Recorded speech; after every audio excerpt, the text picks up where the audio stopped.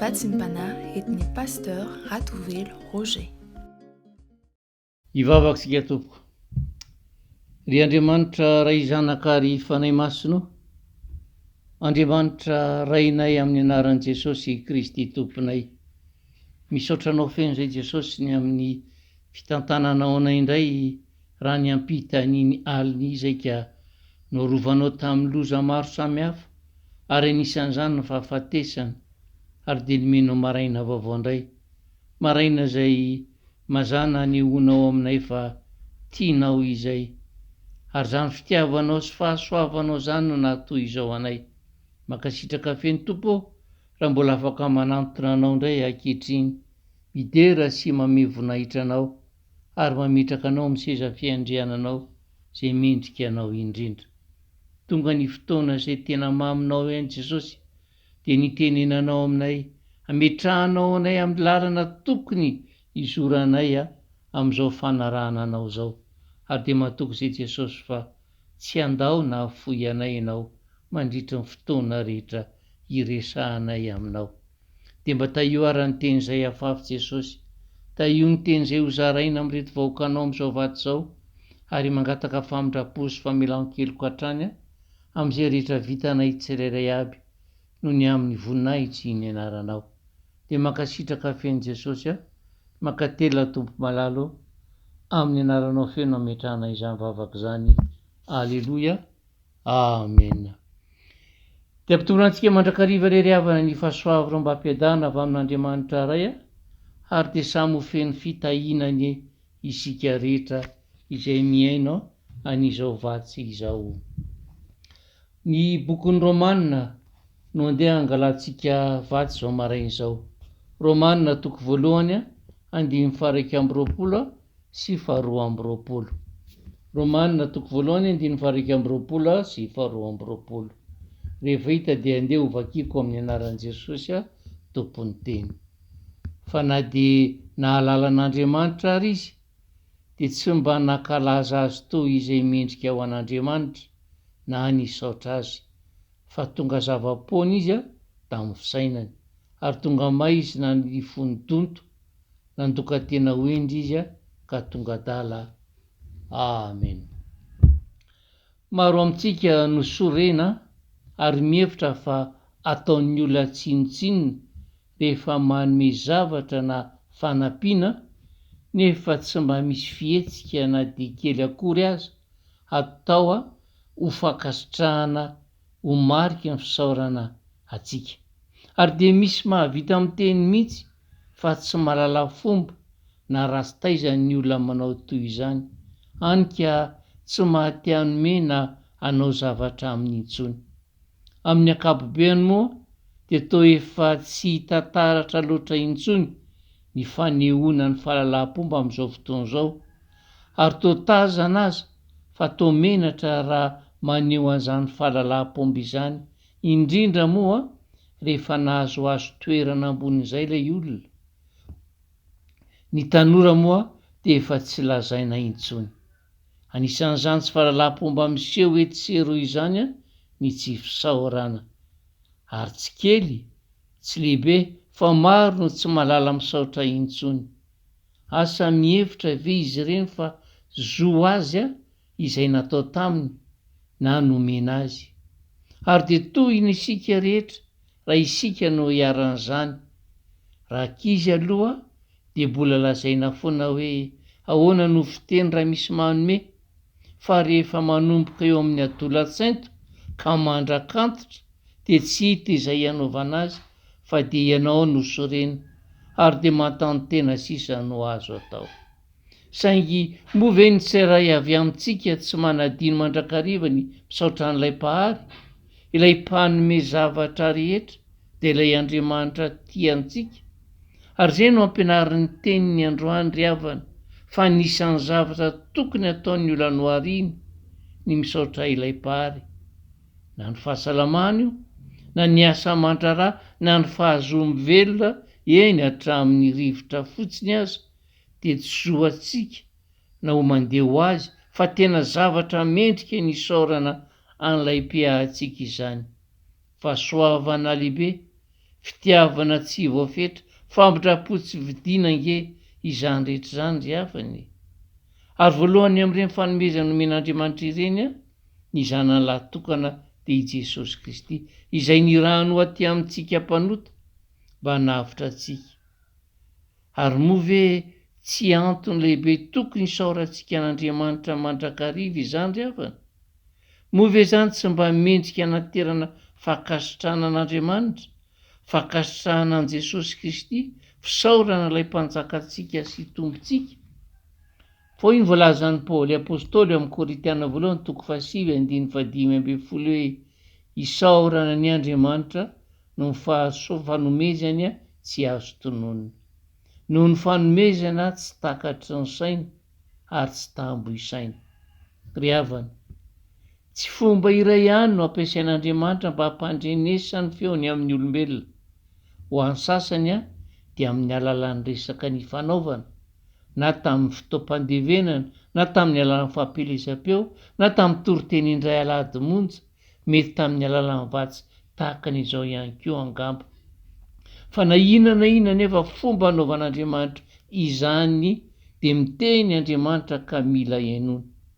Ary dia miteny amintsika izy hoe na dia nahalala an'Andriamanitra azy isika dia tsy mba nankalaza azy toy izay mendrika ao an'Andriamanitra na nisaotra azy.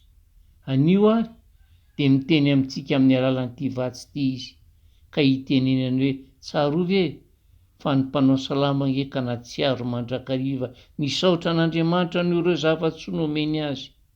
Satria hoy Davida hoe isaotra an' Jehovah lalandava aho a, hoe ho ambavako mandrakariva ny fiderana azy. Ary isika kosa mba manao ahoana? Toa tsy mahay makasitraka mihitsy fa ny angataka lalandava. Ary zay nge no mahatonga ny soratra Masilaza ny afatra hoe tsy mba nankalaza an'Andriamanitra na misaotra azy, fa tonga zava-poana izy tamin'ny fisainany ary dia tonga maizina ny fonodonto. Tsy tsapanao fa mahery ve izany tenin'Andriamanitra izany ry havana? Nisy andrian-daha tatsinanana iray izay a nananjanaka lahy izay mipetraka lavitra azy, ary isaky ny fiandohan'ny taona dia antsotrahany ray ny vola fivelomana io zanany io. Amin'ny fotoan'io tokoa mantsy no tonga ao an-trevohitra ity zanany ity mba hamangy andrainy ary indrindra koa mba handray ny volany, ilay fanomezana. Ary mandritra ny andro sisa rehetra amin'ny taona iny dia tsy hita mandalo mihitsy ary tsy henoheno mihitsy ity zanan'lahy ity. Naray loha izany fihetsika izany ilay andrian-daka nanapa-kevitra fa omeny isam-bolana ny fivelomany ity zanany ity, ary nanomboka teo dia nahita ny zanany isam-bolana ity andrian-daha raim-pianakaviana ity. Na marina izany tantara izany ry havana na sary fotsiny ihany a dia mifono lesona lehibe ho antsika kristianina. Matetika tokoa mantsy dia tsy nijarain'Andriamanitra ny fitahiana izay omeny antsika, satria fantany loatra ny fitadiavantsika sy filatsika ny fanomezana io fitahiana io, fa tsy izy ilay mpanome no tena tiantsika ho hita sy hiaonana ary anatenantsika fisaorana. Etsy andaniny ankoa dia tsy nijarainy io fanomezana io mba hitaizany ny finoantsika. Ary zava-misy ao amin'ny fiainantsika kristiana nge zany, firifiry tokoa ireo kristiana no itobasan'ny harena, itobasan'ny fahasoavana sy fahatsarana no indro fa tsy tantara intsony eo anivon'ny fiangonana. Tsy tazana intsony amin'ireny karaza fanompoana an'Andriamanitra sy amin'ireny fanaovana ny asany ireny. Firifiry tokoa ny kristiana no nahazo fanasitranana ka nampodian'Andriamanitra toy ireny voromahery ireny ny hery sy ny tanjaka, kanefa aiza ho aiza misy azy ireny afaka fotoana fohy. Ary na dia nijoro vavolombelo aza dia tsy notanterahany akory. Ary zay nge no mahatonga ny Paoly nilaza tamin'ny bonin'ny Rômana araka ny voalaza antsika tery aloha tery fa na dia nahalala an'Andriamanitra ary izy tsy mba nankalaza azy toy izay mendrika an'Andriamanitra na misaotra azy, fa tonga zava-poana izy tamin'ny fisainany. Tsy nahay nankalaza an'Andriamanitra, tsy nahay nisaotra an'Andriamanitra, ary na dia isika izay miaina izao vaty izao ve tsy mba marikiototra raha mandre an'izany zava-misy sy iainantsika kristiana izany, fa rehefa tojo amin'izay niriny tokoa raha olombelona dia lasa tsy hita taratra intsony. Ary na dia ny varavaram-piangonana azy tsy hitany intsony misy azy, fa maninona loatra re? Feno fireriahana ny vatany, feno avonavona ny fony, ka moa tsy manao tahaka amin'ny farao izay milaza hoe tsy fantatro izay Jehova. Indro feno avonavona ny fanahiny, fa tsy mahitsy ny ao anatiny, hoy mpaminany Abakoka izay. Ary izay indrindra no antsoantso amintsika izao maraina izao ry ava, miantso atsika ny vatsy, miantso atsika ny afatra ny Tompo hoe tsarovy ve, tsarovy ilay mpanao anao, mankalaza azy isaory izy, fa zava-dehibe eo anatrehany zany fiverenanao zany. Anisan'izany angely anankiray tamin'le jamby miandro andehaona tamin'ny Tompo hoe anisan'izany ange ireo boky ilay natsiaro niverina tamin'i Jesosy, anio miantso anao ny Tompo. Andeha ry isika mba hindrana ny tenin'ny mpanao salamo hoe fa izay isaotra ny Jehova hatramin'izao ka ho mandrakizay. Fa raha mahatsiaro misaotra an'Andriamanitra isika, eny na dia amin'ny zavatra iray ioverintsika fa kely aza, ataovy ao an-tsaina fa efa voasoratran'Andriamanitra ao amin'ny bokin'ny fiainantsika izany fisaoran'izany. Fa hoy Davida tamin'ny fiangonana rehetra hoe misaora an'i Jehova Andriamanitrareo, ary ny fiangonana rehetra dia nisaotra an'i Jehova Andriamanitra ny razany, sady niondrika no niankohaka teo an'Andriamanitra. Andeha koa isika izay miaina izao vaty izao mba hiankohaka sy hisaotra an'ilay Mpahary, ka ilaza hoe misaora an'i Jehova ary fanahiko, ary izay rehetra atao anatiko ao misaora ny anarany masina. Amen. Ivavaka isika tompoko. Dia raha Lazara voninahitra no andeha atolotra ianao ara Jesosy manoloana an'izany afatra sarobidy atolotra ao anay izany, mba tsy ho vavaka tia tena ka tsy mba malala manatotra fisaorana anao. Mazana tokoa mako izay olombelona dia tena miainao anatin'ny fitiavan-tena, nefa fomba fitenina tokoa hoe ny vato ahitana soa ary soramenaka vao mainka ianao ilay Andriamanitra tianay, ilay mikarakara anay, maneho anay ny teninao isan'andro hoe zaho nge manana hevitra heverana anareo dia hevitra hitondra fiadanana fa tsy lozy, no dia anehoana ny avonavona ka na dia hisaotra anao ary tsy aloko ny vavanay.